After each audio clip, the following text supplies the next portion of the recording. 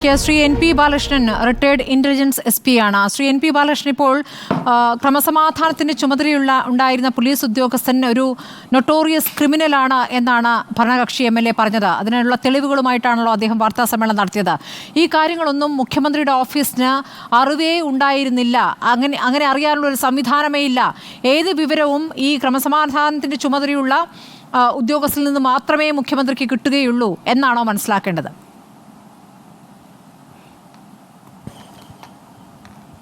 അങ്ങനെ മനസ്സിലാക്കാൻ പറ്റില്ല.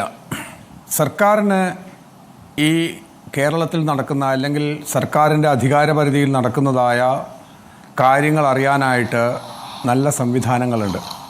വിശിഷ്യ CPIM-ൽ അതിനുള്ളതായ പദ്ധതികളുണ്ട്.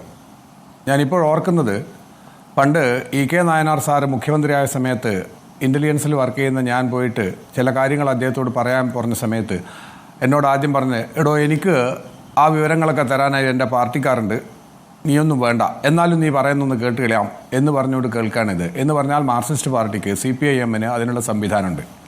എനിക്കിവിടെ പറയാനുള്ള മറ്റൊരു കാര്യം എന്നാണ്, PV അൻവർ എന്ന് പറയുന്ന MLA ADGP അജിത് കുമാറിനെതിരായിട്ട് കൊലപാതകം, സ്വർണ്ണക്കള്ളക്കടത്ത്, ഫോൺ ചോർത്തൽ തുടങ്ങിയ വളരെ ഗുരുതരമായ ആരോപണങ്ങളാണ് ഉന്നയിച്ചിട്ടുള്ളത്.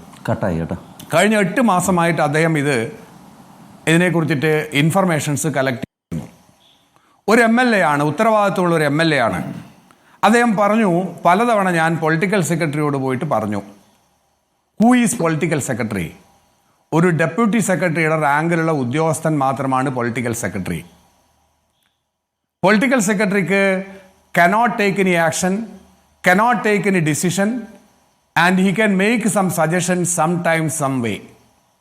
അതിൻ്റെ അപ്പുറത്ത് പവർ അദ്ദേഹത്തിനില്ല. അദ്ദേഹങ്ങൾ സൂപ്പർ എന്നൊക്കെ വിശേഷിപ്പിക്കുന്നുണ്ടായിരിക്കാം, അതൊക്കെ തന്നെ നിയമത്തിൻ്റെ അപ്പുറത്തുള്ള കാര്യങ്ങളാണ്. എന്തുകൊണ്ട് PV അൻവർ എന്ന് പറയുന്ന MLA ഒരു ഡോർ തടന്നാൽ, പൊളിറ്റിക്കൽ സെക്രട്ടറി ഇരിക്കുന്ന റൂമിൽ നിന്നും ഒരു വാതിൽ തുറന്നാൽ മുഖ്യമന്ത്രിയുടെ ചാമ്പറിലേക്ക് എത്താം?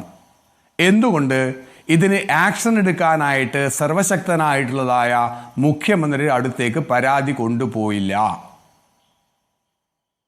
മുഖ്യമന്ത്രിക്ക് രണ്ട് വാചകമായതുള്ളൂ, ടേക്ക് ആക്ഷൻ, സിഗ്നേച്ചർ. ഇത് മാത്രമല്ലേ ചെയ്യേണ്ടുള്ളൂ? ഇങ്ങനെ ടേക്ക് ആക്ഷൻ എന്ന് പറഞ്ഞുകൊണ്ട് 2 വാക്ക് എഴുതിയിട്ട് അദ്ദേഹത്തിന് ചീഫ് സെക്രട്ടറി കൊടുക്കാവുന്നതേ ഉള്ളൂ. അത് മനസ്സിലാക്കാത്ത ആളാണോ PV അൻവർ? അപ്പോൾ അതുകൊണ്ട് PV അൻവർ ഇങ്ങനെ ഈ തരത്തിൽ ആക്ഷേപം ഉന്നയിച്ചതിൻ്റെ സന്ദർഭത്തിലും അതിൻ്റെ കാര്യത്തിലും ഒരു രഹസ്യമായ അജണ്ടയുണ്ട്. And his allegations are dubious, not sincere and not honest. രണ്ടാമതായിട്ട് അജിത് കുമാർ എന്ന് പറയുന്ന ADGP, അദ്ദേഹത്തിനെ കുറിച്ച് ഇതിനു മുമ്പ് ആക്ഷേപമുണ്ടായിരുന്നു. വിജിലൻസ് ഡയറക്ടറായിരിക്കെ വളരെ സുപ്രധാനമായ ഒരു കേസിൽ ഇടപെട്ടു, സാക്ഷിയെ സ്വാധീനിക്കാൻ ശ്രമിച്ചു എന്ന ആക്ഷേപമുണ്ടായിരുന്നു. എന്താ ഗവൺമെൻറ് ചെയ്ത്? അദ്ദേഹത്തെ മാറ്റി നിർത്തി. Transfer is not a punishment, transfer is not an enquiry. All India service manual പ്രകാരം അദ്ദേഹത്തിൻ്റെ പേരിൽ നടപടി എടുക്കേണ്ടതല്ലേ? നടപടി എടുത്തോ? ഇല്ല. അദ്ദേഹത്തെ കുറച്ചു കാലം ഒരു ഇഗ്നോബിൾ ആയിട്ടുള്ള പോസ്റ്റിലേക്ക് മാറ്റി.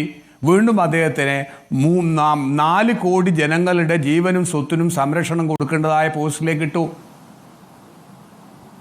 അപ്പൊ സർക്കാരിന് ഏറ്റവും അധികം വിശ്വാസമുള്ള ഉദ്യോഗസ്ഥൻ തന്നെയാണത്. അതെങ്ങനെയാണ് ഞാൻ ചോദിക്കുന്നത്? അതാണ് ശ്രീ എൻ പി ബാലകൃഷ്ണൻ ഞാൻ ചോദിക്കുന്നത്. വിശ്വാസം എന്ന് പറയുമ്പോൾ അദ്ദേഹവുമായി ബന്ധപ്പെട്ട് ഉയർന്നിരിക്കുന്ന ഈ ഗുരുതരമായ ആരോപണങ്ങൾ, അത് മുഖ്യമന്ത്രിക്ക് അറിവില്ലായിരുന്നോ? മുഖ്യമന്ത്രിയിലേക്ക് അത് എത്തുന്നില്ല എങ്കിൽ അതിൽ മുഖ്യമന്ത്രിയുടെ വീഴ്ചയല്ലേ? മുഖ്യമന്ത്രിയുടെ കഴിവുകേടല്ലേ? മുഖ്യമന്ത്രിയിലേക്ക് അത് എത്തുന്നില്ല എന്നാണോ മനസ്സിലാക്കേണ്ടത്? എന്തുകൊണ്ട് മുഖ്യമന്ത്രിയിലേക്ക് എത്തുന്നില്ല എന്ന് ഞാൻ നിഗമനത്തിൽ എത്തിയാൽ തന്നെ എന്തുകൊണ്ട് പ്രതിപക്ഷത്തിലുള്ള ആരെങ്കിലുമോ അല്ലെങ്കിൽ താങ്കളെ പോലെയുള്ള മാധ്യമ പ്രവർത്തകരോ ഈ കാര്യം മുഖ്യമന്ത്രിയോട് പോയിന്റ് ഔട്ട് ചെയ്തില്ല, അല്ലെങ്കിൽ ജനങ്ങളുടെ മുമ്പിൽ കൊണ്ടുവരില്ല? ഒരു എൻക്വയറിയാണ് ഓൾ ഇന്ത്യ സർവീസ് മാനുവൽ പ്രകാരം. സ്വർണ്ണക്കടത്ത് നടത്തുന്നു, 2 കൊലപാതകങ്ങൾ, സ്വർണ്ണക്കടത്ത് പൊട്ടിക്കലുമായി ബന്ധപ്പെട്ട് 2 കൊലപാതകങ്ങൾക്ക് നേതൃത്വം വഹിച്ചു. ഇതൊക്കെ പറയുന്നത് ആരാണ്? ഭരണകക്ഷി MLA പറയുമ്പോഴല്ലേ മാധ്യമങ്ങൾ അറിയുന്നത്, പ്രതിപക്ഷം അറിയുന്നത്? അല്ലെങ്കിൽ പ്രതിപക്ഷം ഇത് ആദ്യം ഉന്നയിക്കില്ലേ? നോ, ഞാൻ അതിലല്ല പറഞ്ഞത്. വിജിലൻസിൽ ഇരിക്കുന്ന സമയത്ത് അദ്ദേഹം സ്വാധീനിച്ചു എന്നുള്ളതായ വിഷയത്തിൽ അതിനെതിരെ ഡിസിപ്ലിനറി ആക്ഷനാണ് എടുക്കേണ്ടത്. അദ്ദേഹത്തെ മാറ്റി നിർത്തുന്നത് ഡിസിപ്ലിനറി ആക്ഷൻ്റെ ഭാഗമായിട്ടായിരിക്കണം. പകരം അദ്ദേഹത്തിനെതിരെ ഡിസിപ്ലിനറി ആക്ഷൻ ഇതുവരെ എടുത്തില്ല. വർഷം 2 കഴിഞ്ഞു, 2 or 3 കഴിഞ്ഞു, ഇതുവരെ അദ്ദേഹത്തിനെതിരെ ഡിസിപ്ലിനറി ആക്ഷൻ അതൊക്കെ അന്ന് തന്നെ വാർത്തകൾ വന്നിരുന്നതാണ്. ശ്രീ എൻ പി ബാലകൃഷ്ണൻ പിന്നീട് കൂടുതൽ ശക്തനായി അടുത്തൊരു പദവിയിലേക്ക് അദ്ദേഹം എത്തുന്നതും വാർത്തകളായിരുന്നു. ഇതൊക്കെ ആ സമയത്ത് തന്നെ വിമർശനങ്ങളുടെ രൂപത്തിൽ മാധ്യമങ്ങളിൽ വന്നിട്ടുള്ളതാണ്. അപ്പോൾ അതിൽ മാധ്യമങ്ങളുടെ പങ്ക് താങ്കൾ എത്രത്തോളം പറയുന്നത് മനസ്സിലാവുന്നില്ല. ഇതല്ല, ഈ മാധ്യമങ്ങൾക്ക് ഇത് പോയിന്റ് ഔട്ട് ചെയ്യാം, പ്രതിപക്ഷത്തിന് പോയിന്റ് ഔട്ട് ചെയ്യാം, ഒരു വ്യക്തികൾക്ക് പോയിന്റ് ഔട്ട് ചെയ്യാം, ഒരു വ്യക്തിക്ക് പോയിന്റ് ഔട്ട് ചെയ്യാം, എല്ലാവർക്കും പോയിന്റ് ഔട്ട് ചെയ്യാനുള്ള അധികാരമുണ്ട്, അല്ലെ അവകാശമുണ്ട്. ടാക്സ് പെയർ ആണ്. പോയിന്റ് ഔട്ട് ചെയ്തിട്ടുണ്ട്. നോക്കൂ, ഡി ജി പിയുടെ എതിർപ്പ് മറികടന്നുകൊണ്ടാണ് വയനാടിന്റെ ചുമതല അദ്ദേഹത്തിന് കൊടുത്തത്. വയനാട്ടിലേക്ക് അദ്ദേഹം ആയിരുന്നല്ലോ അവിടെ നിയോഗിക്കപ്പെട്ടത്. വയനാട്ടിൽ അദ്ദേഹമായിരുന്നല്ലോ, നമ്മൾ കണ്ടതല്ലേ, MR അജിത് കുമാർ അവിടെ പ്രധാനമന്ത്രിക്ക് എല്ലാ കാര്യങ്ങളും വിശദീകരിച്ചുകൊണ്ട് ഓടി നടക്കുന്നതും അവിടുത്തെ മൊത്തം ചുമതല ഏറ്റെടുത്തത് MR അജിത് കുമാറാണ്. അത് ഡി ജി പിയുടെ എതിർപ്പ് മറികടന്നുകൊണ്ടാണ് അദ്ദേഹത്തിന് ആ ചുമതല കൊടുത്തത്. അതെങ്ങനെയാണ് ആ ചുമതല അദ്ദേഹത്തിന് കിട്ടുന്നത്? DGP അങ്ങനെ ഒരു എതിർപ്പ് ഉണ്ടായിക്കഴിഞ്ഞാൽ ആ എതിർപ്പ് മുഖ്യമന്ത്രി അറിയിച്ചിരുന്നോ? രേഖാമൂലം അറിയിച്ചിട്ടുണ്ടോ? അദ്ദേഹം പിന്നെ എന്തിനാണ് ആ കസേലയിൽ ഇരിക്കുന്നത്? നോക്കൂ, പല ഘട്ടങ്ങളിലായി DGPയുമായി ബന്ധപ്പെട്ട DGPയുടെ എതിർപ്പുമായി ബന്ധപ്പെട്ട വിവരങ്ങളൊക്കെ നേരത്തെ പുറത്തു വന്നിട്ടുള്ളതാണ്. DGP എതിർപ്പ് കാണിച്ചതും നേരത്തെ ADGP പുറത്തിറക്കിയ സർക്കുലർ പിൻവലിച്ചതും അടക്കമുള്ള കാര്യങ്ങൾ പുറത്തു വന്നതാണ്. DGP ഇറക്കിയതായ സർക്കുലർ ADGPക്ക് വിഡ്രോ ചെയ്യാൻ പറ്റില്ല. ഡിപ്പാർട്ട്മെന്റിൽ അങ്ങനെയാണ്. DGPയുടെ circular will be obeyed and anything done by ADGP will be discarded, no doubt. DGP efficient ആയിരിക്കണം. DGP തൻ്റെ സബോർഡിനേറ്റ് താൻ പറയുന്നതിന് അനുസരിക്കുന്നില്ല എങ്കിൽ either he has to report ചെയ്ത് നടപടിയെടുത്തില്ല എങ്കിൽ ഹി ഹാസ് ടു ക്വിറ്റ്. അതാണ് ചെയ്യേണ്ടത്. അത് സാധാരണ പോലീസിൽ പല സമയത്തും സംഭവിക്കാറുണ്ട്.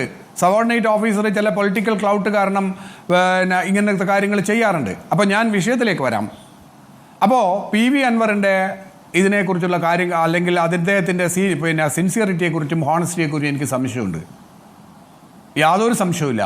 പിന്നെ PV അൻവർ തന്നെ മാധ്യമങ്ങളുടെ മുമ്പിൽ വന്നിട്ട് പറയാണ്, ഞാൻ ഫോൺ ചോർത്തി. ഒരു MLA ആണ്, ഉത്തരവാദിത്തപ്പെട്ട MLA ആണ്.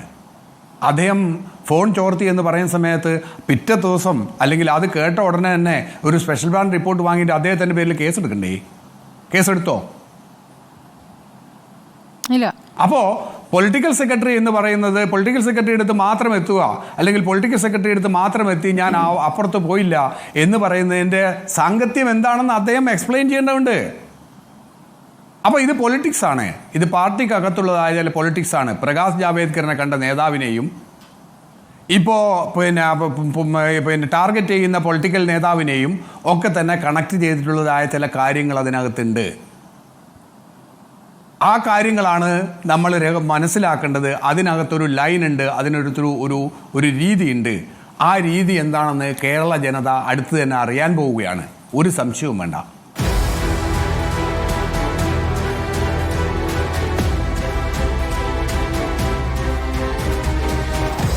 Debate with Smriti Parithikad.